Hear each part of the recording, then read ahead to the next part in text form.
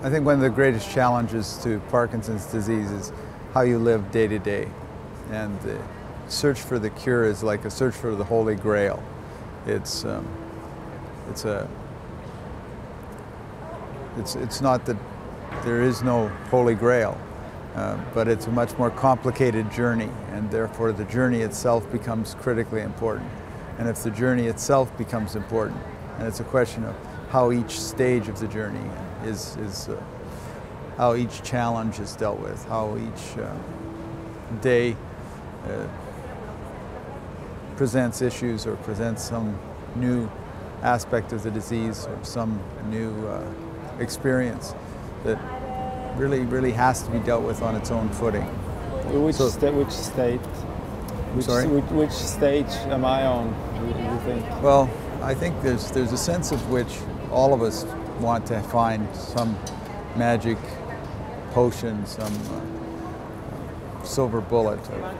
And I think that's where we often go wrong. It's because we put our hope in things that are quite outside of ourselves, outside of what we can control.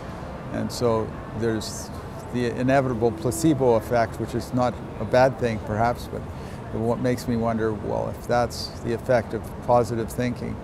I don't mean positive thinking that's just an artificial form of denial.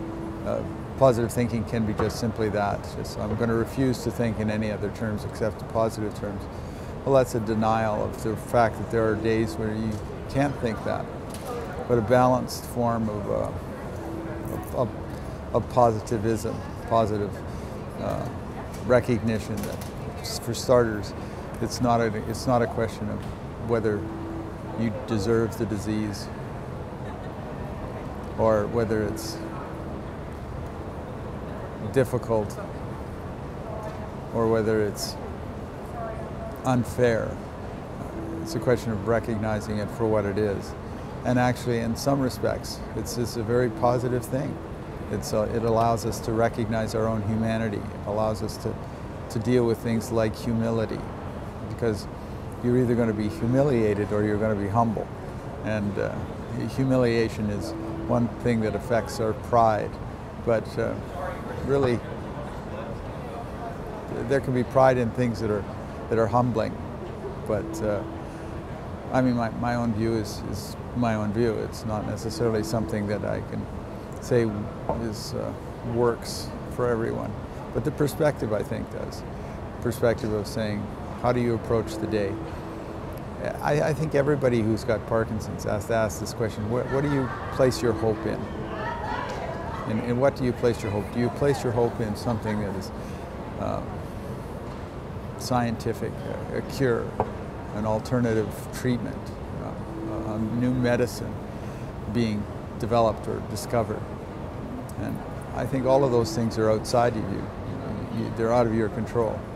There's nothing wrong. In fact, I'd advocate raising funds for new cures and supporting science, volunteering for trials. All of those things are tremendously proactive and beneficial, but I can't see placing your hope in that. Just, it's distant, it's far away, and it's subject to all sorts of vagaries that you can't do anything about. When people do, I find that people end up getting bitter and angry if they place their hope in those third outside of yourself things.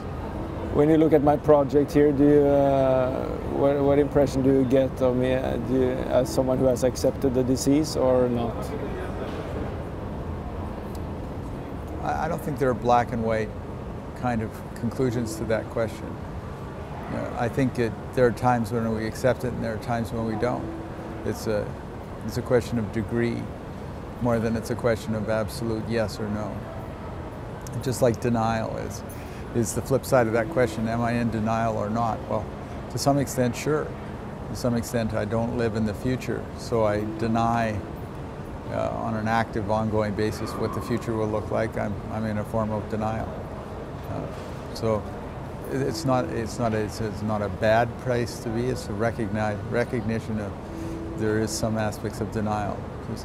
It's like the disease itself. The questions are much more complex than just yes/no answers.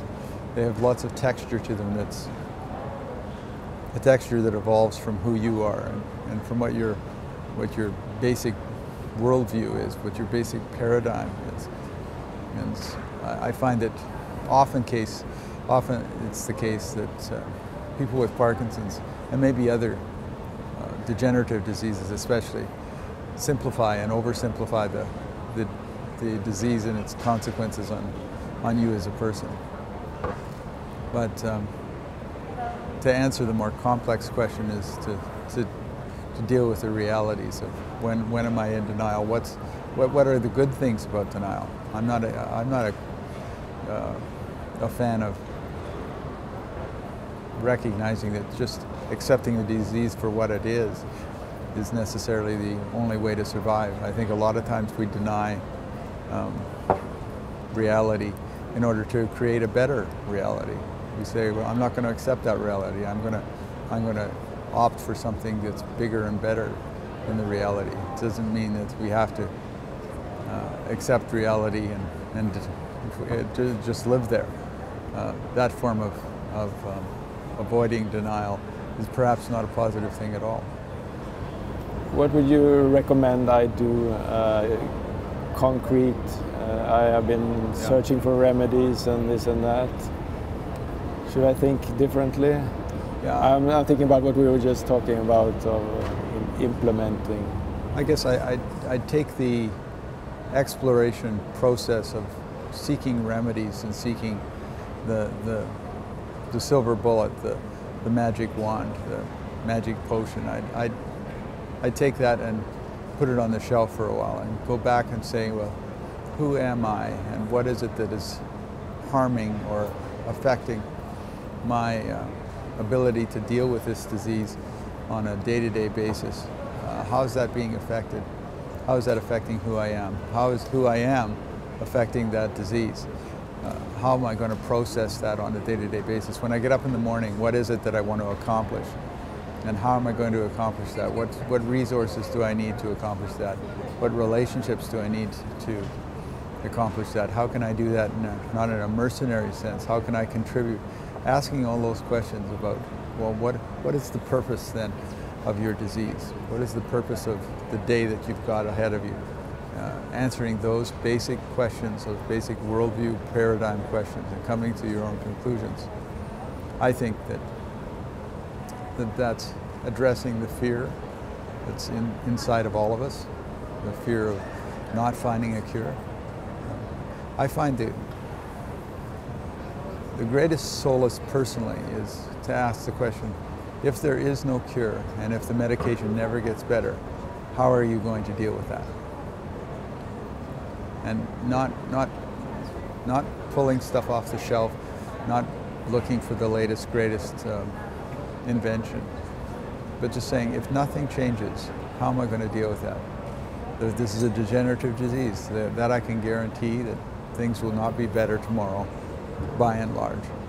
That's okay, it's like aging. We're not going to get younger tomorrow. So how do we deal with that? This is just an opportunity to confront something that every human being has to confront, which is a sense of loss, a sense of life running out, of a resource running out. In the case of Parkinson's, it's movement control. The ability to control your movements is running out. What are you going to do about it? How are you going to deal with that? That's a reality that we all have to deal with, whether we got Parkinson's or not. So answering those questions is really critically important. We have the opportunity as people with Parkinson's to answer that question in a context of a disease ahead of actually the aging process itself. But that's a huge opportunity to help model a kind of behavior, a kind of decision-making process that we can say ahead of somebody aging, ahead of somebody else who's maybe yet to get some sort of degenerative disease, is to model that self-examination, model what life is really all about.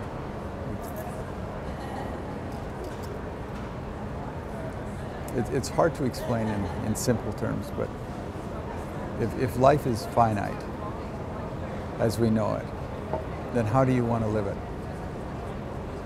If movement disorders impinge upon that quality of life, well, what is it that defines quality of life for you? And for everybody, that may be a different question, a different answer. Yeah. So searching for the cure, yes. Searching for better medication, yes. But searching for what makes quality of life, what makes life worth living, what gives purpose to life, that's not just yes. That's an overwhelming must do. You can forget the other two if you want, and by and large I do. But I'm focused on how can I live my life in such a way as to create something worth modeling perhaps for others, but mostly for myself, something that I'm particularly committed to doing, to living life so that somebody else, when I'm gone, somebody else can say, there was a life well lived. There was a life that was, notwithstanding some challenges, had a purpose. And that transcends everything for me. Well, you're certainly challenging me to look away from that immediate search for a cure and to look within myself. Yeah, well, that's a big challenge. I think it's a natural. What people do is natural. They want to search for a pill that makes it all better, or a surgical process that makes it all better, or the ultimate cure that makes it all better. But maybe we have this disease to learn some things and apply some things that it's the best way to do it.